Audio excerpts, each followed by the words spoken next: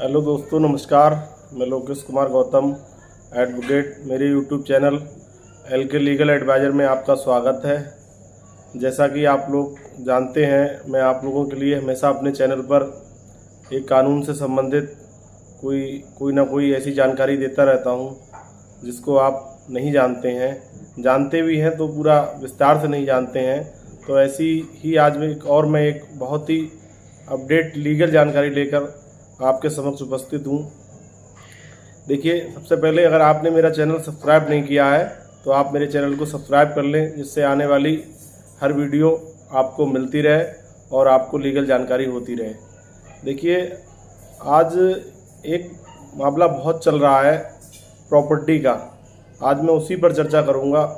कुछ लोगों की प्रॉपर्टी पर अवैध रूप से कब्जा कर लेते हैं। जब से शहरों और कस्बों में ज़मीनों की कीमत बढ़ी है, तब से उनमें भूमाफियाओं की एंट्री बहुत हो गई है और लोग बेफालतू लोगों से झूठ बोलकर किसी तरीके से उसका बैनामा उसके नाम और उसका बैनामा इसके नाम कराकर दलाली बट्टा करके गलत तरीके से लोगों को फंसा देते हैं और फंसाने के बाद जो उनकी प्रॉपर्टी होती है उस पर कब्जा कर लेते हैं। देखिए, आज के समय में किसी को शहर में कोई दुकान या कोई प्लाट या कोई और ज़मीन, कोई प्रॉपर्टी लेने के लिए अपने पूरे जीवन की कमाई लगाता है, तब कहीं जाकर उसको एक ऐसी प्रॉपर्टी ले पाता है। लेकिन कई बार जब उस प्रॉपर्टी पर भी कोई दूसरा व्यक्ति अनलीगल तरीके से कब्जा कर लेता है और वह बाहुबली है या भूमाफिया है या उसको राजनीतिक संरक्षण प्राप्त है और वो उस व्यक्ति की प्लाट या दुकान को खाली नहीं कर रहा है, तो ऐसे बहुत से मामले हैं। लोगों के कमेंट्स आ रहे थे कि सर इस पर वीडियो बनाइए कि हमारी सर प्रॉपर्टी या ज़मीन जो नेता टाइप के लोग हैं या जो भूमाफिया टाइप के लोग हैं वो कब्जा किए हुए हैं, तो हम उनसे कब्जा कैसे लें। आज मैं उसी पर चर्चा करूंगा, पूरी वीडियो देखें।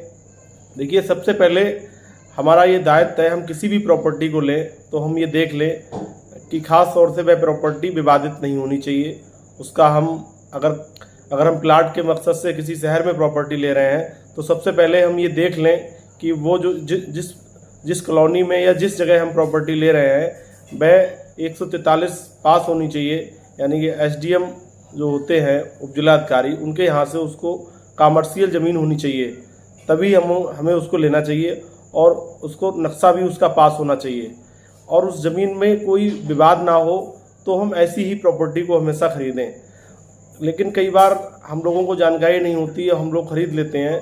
तो जैसे मान लीजिए हमने कोई दुकान या प्रॉपर्टी या कोई प्लाट ख़रीदा और उस प्लाट पर हमने कब्जा रखा और कुछ भूमाफिया टाइप के ऐसे लोग हैं जो ज़बरदस्ती या पुलिस के बल पर या राजनीतिक दबाव में आकर किसी आम आदमी का प्लाट या जगह कब्जा लेते हैं, तो उसको कैसे खाली कराएं।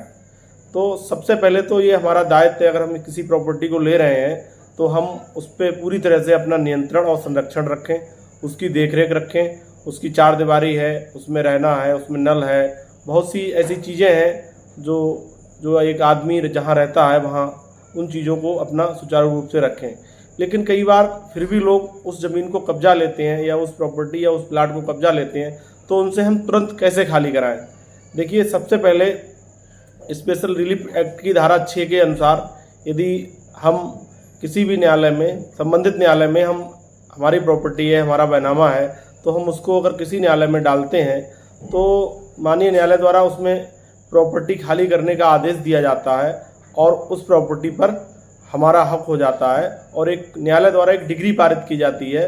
उस डिग्री के अनुसार हमें जो हमारी ज़मीन जिस व्यक्ति ने अवैध रूप से कब्जा कर रखी है उससे हमारी ज़मीन हमें वापस दिलाई जाती है।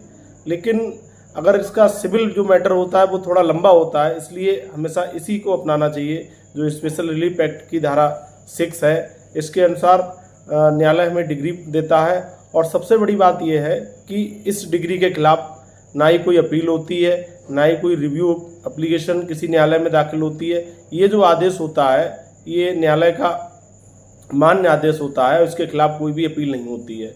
लेकिन इसमें भी दो चीज़ें देखना है। हम दो कारणों से धारा 6 की एप्लीकेशन नहीं दे सकते हैं कोर्ट में। एक तो हम सरकार के खिलाफ धारा 6 की एप्लीकेशन नहीं दे सकते हैं।